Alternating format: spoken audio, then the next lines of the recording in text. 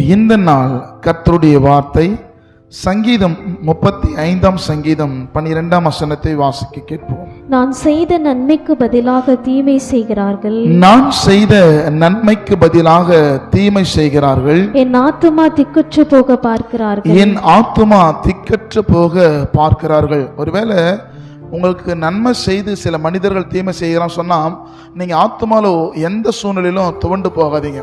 ஏனென்று சொன்னால் நன்மைக்கு பதிலாக தீமை மனிதர்கள் செய்கிறான் சொன்னா ஒரு பக்கம் மனிதர்கள் இருந்தாலும் அந்த மனிதர்களை இயக்குகிறவன் சத்துருவானவன் உங்க ஆத்துமாவை எந்த சூழ்நிலையிலும் விழுத்த பார்ப்பான்.